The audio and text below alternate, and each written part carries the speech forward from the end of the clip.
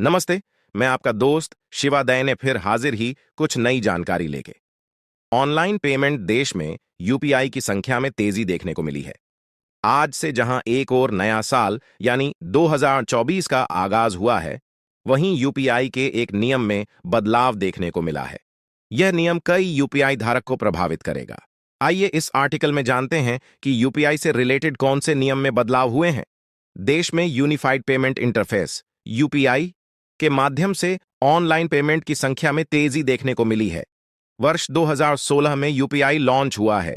UPI के आने के बाद में ऑनलाइन पेमेंट की संख्या में तेजी देखने को मिली है।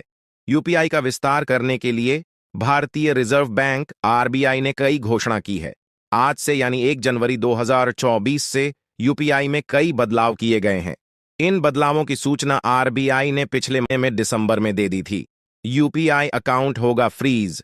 National Payments Corporation of India NPCI ने Google Pay, Paytm, PhonePe आदि जैसे पेमेंट ऐप्स और उन अकाउंट को निष्क्रिय करने के लिए कहा जो अकाउंट या आईडी 1 साल से अधिक समय से इस्तेमाल नहीं हो रही है।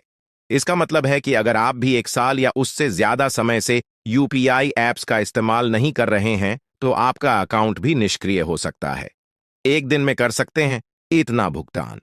एनपीसी के अनुसार अब यूपीआई के जरिए दैनिक भुगतान की सीमा बढ़ा दी गई है। अब एक दिन में धारक यूं लाख रुपए तक का भुगतान कर सकते हैं।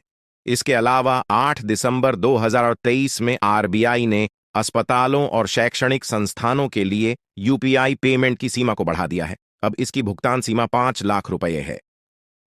पीपीआई पर देना होगा चार्ज। अब यूपीआई पेमेंट करते समय अगर कोई धारक प्रीपेड भुगतान उपकरणों पीपीआई का इस्तेमाल करता है, तो उन्हें 2,000 रुपए से ज्यादा भुगतान पर 1.1% का इंटरचेंज शुल्क देना होगा। इसके अलावा यूपीआई के जरिए हो रहे धोखाधड़ी को रोकने के लिए अब कोई धारक किसी नए यूजर को 2,000 रुपए से ज्यादा का भुगतान करते हैं, तो उनके पास 4 घंटे की समय सीमा होगी। ऐसे में वह 4 घंटे के भीतर आसानी से उसकी शिकायत कर सकते हैं। जल्द शुरू होगा यूपीआई एटीएम। देश में यूपीआई को विस्तार करने के लिए आरबीआई ने जापान की कंपनी हिताची से एक साझेदारी की है। इस साझेदारी के अनुसार जल्द ही भारत में यूपीआई एटीएम शुरू होगा। इस एटीएम के जरिए बैंक से कैश विड्रॉ करने का प्रोसेस काफी आसान हो जाएगा। कैश निकालने के लिए क्यूआर स्कैन करना होगा। आशा है कि मेरे द्वारा जानकारी से संतुष्ट होंगे। धन्यवाद।